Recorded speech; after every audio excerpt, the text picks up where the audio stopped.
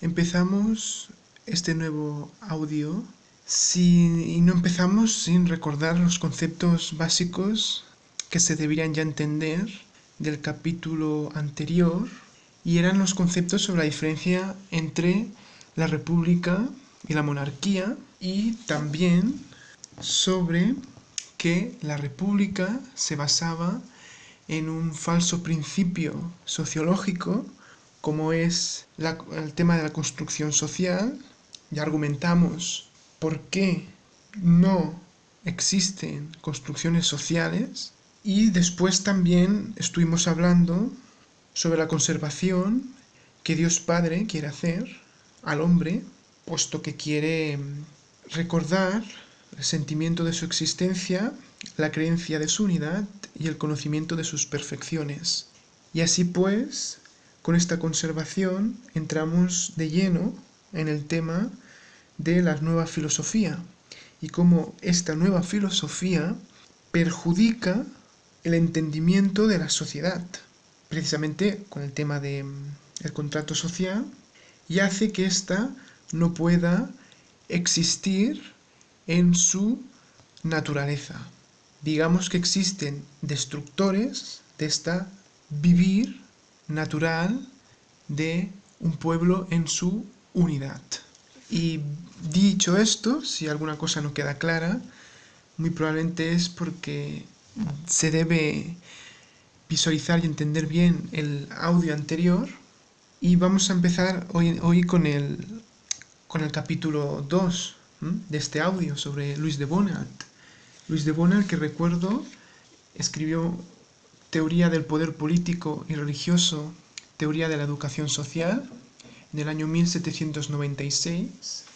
Y una cosa que no recuerdo si comenté, divide el libro en 3 fases, ¿vale?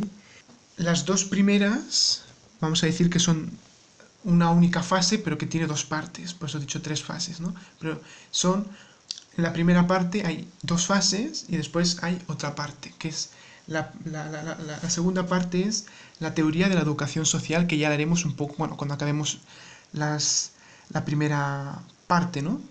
Digamos que la teoría de la educación social es la segunda parte, y la teoría del poder político y religioso es la primera parte, pero tiene 2 fases, ¿vale?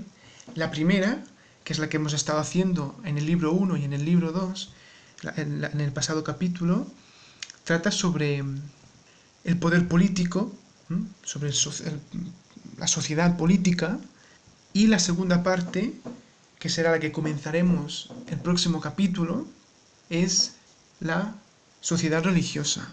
Así pues, hoy nos dedicamos a acabar con la primera fase de la primera parte del libro.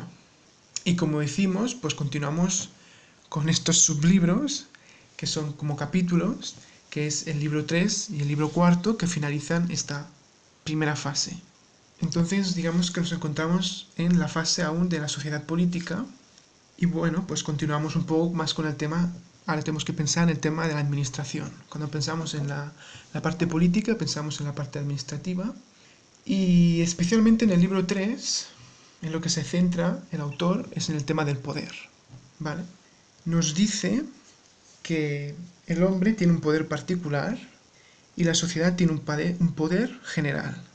Dice que el hombre necesita a la sociedad, pero por eso mismo las repúblicas lo que están haciendo es destruir este poder general, un poder general que por sí solo dice que se restablece o se recompone, y que la única consecuencia que puede traer una república es que volvamos al principio, ¿vale? Es decir, que retomemos épocas pasadas, superadas, puesto que el poder dentro de una república no contempla no contempla la unidad, y por ello crea divisiones, a pesar de que todos los miembros de la sociedad no quieran.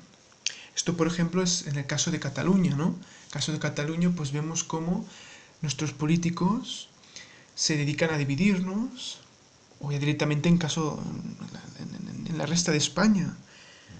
pues esto nos vuelve hacia atrás, ¿no? Nos hace más primates, porque nos dividen y por tanto lo único que hacen es hacer más pequeñito el Estado, pero un Estado que existirá igual, que no se puede manejar, como dijimos la última vez. Pero sin embargo, la monarquía, el poder, depende de la unidad. ¿Y cuál es la prueba evidente que nos dice el autor para poder justificar que la República genera estas divisiones? Pues precisamente observando la Francia de su tiempo, la Francia revolucionaria, de la pobre Francia que tuvo que sufrir al nuevo gobierno que enmascaraba o adornaba la revolución en constituciones, pero que solo eran de adorno, puesto que no generaban en ningún momento ningún consenso, sino que solo intentaban engrandecer divisiones porque todo el mundo quería hacer las cosas a su manera, cosa que es imposible de que eso se consiga. Nadie puede hacer nada por su manera, solo se destruye. ¿Y por qué se destruye? Pues si os dais cuenta, ¿cuántas constituciones hubieron? Habíamos dicho que este libro se escribió en el año 1796. Y Bonald constata que la primera constitución de esta revolución fue en el año 1789. En el año 1791, solo 2 años después, ya vuelve a haber una nueva constitución en Francia. En el año 1793, o con otros 2 años, ya vuelve a haber otra. Y ya solo con un año más, ya vuelve a haber una nueva constitución en el año 1794. Y con solo un año más, en el año 1795, ya hay una nueva constitución. Y recordamos, en el año 1796 se hizo el libro. Esto podría continuar. Esto a mí me recuerda, por ejemplo, en la actualidad, pues como muchas personas siempre están empezando a decir que la Constitución no la han votado ellos aquí en España, que sí hay que volver a votarla, que sí hay que... si dicen de que yo no estaba, y es una manera, pues, de volver a intentar justificar, pues, la división y el sufrimiento que caracterizó aquella época tan desastrosa de la humanidad. O mejor dicho, o peor de la que ya había.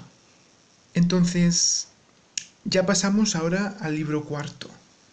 Digamos que dejamos un poco de lado el tema del poder y nos adentramos a la administración puramente, en cómo esta obra dependiendo del sistema político que nos encontremos. Dice una administración siempre, en todos los casos, tanto revolucionaria como conservadora, es decir, siempre una administración hace eso, y es que tiene capacidad para regular el valor del impuesto sobre las necesidades, ¿no? Las necesidades de las personas. Y estos, ¿por qué? Porque estos se ven afectados por el precio de las mercancías. El precio de las mercancías hacen que el valor de los impuestos pues, sean más altos o más bajos. Y entonces la idea está básicamente en Bonald en cómo se administra esto, bajo qué sistema. Y empezamos por la torpeza, como podríamos pensar, que es la época, bueno, que es la administración revolucionaria. Esta no intenta reunir a los estados generales, no intenta reunir ni al rey ni a nadie. Directamente se va a los parlamentos, que es un cuerpo del Estado, para registrar leyes fiscales. Los parlamentos tienen capacidad para registrar leyes fiscales, pero muchas veces, o a veces, como dice él, estos parlamentarios son incompetentes o no quieren legislar leyes por tal de no irritar a la nación.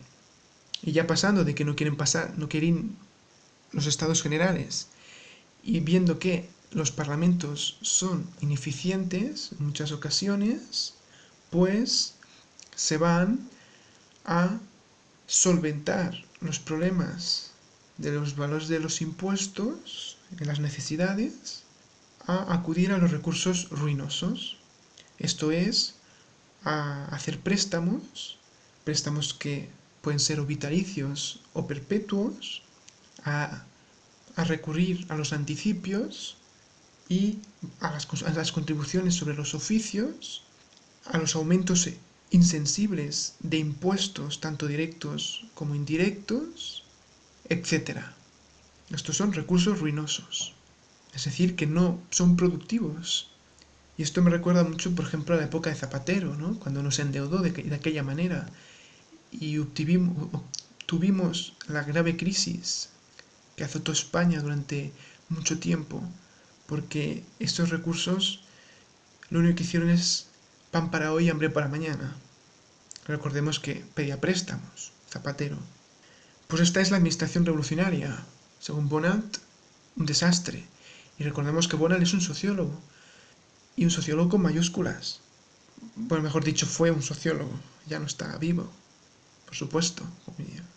Y entonces, ¿cómo es la administración conservadora? Bueno, pues la administración conservadora, y aparte de lo primero, que es de los estados generales. De hecho, no contempla otras opciones. Y reúne a los estados generales. Podemos decir que estos estados generales pues, serían los feudos, que están repartidos por todo el territorio con el rey, etc. Porque, como dijimos, el estado es una cosa natural, que se constituye por forma natural. Y estos feudos se crean por forma natural porque han salido por una buena cuestión, por una buena acción que han hecho.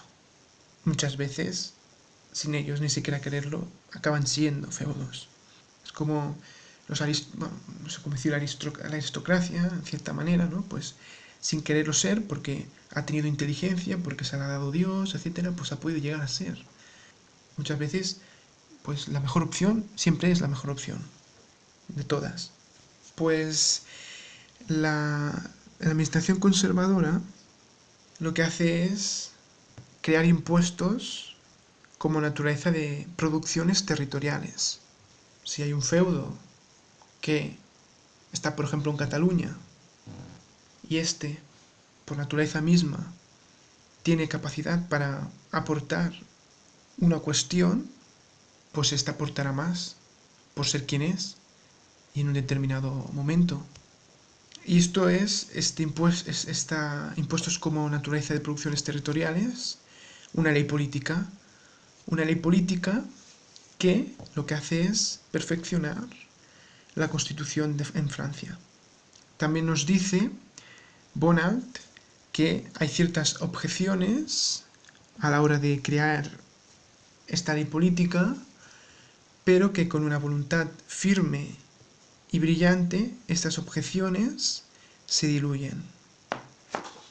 Y bueno, hasta aquí sería la parte 1 que trata sobre las sociedades políticas. Recordemos que los 4 libros que hemos hecho hasta ahora forman parte de esta fase y que la próxima vez hablaremos sobre las sociedades religiosas.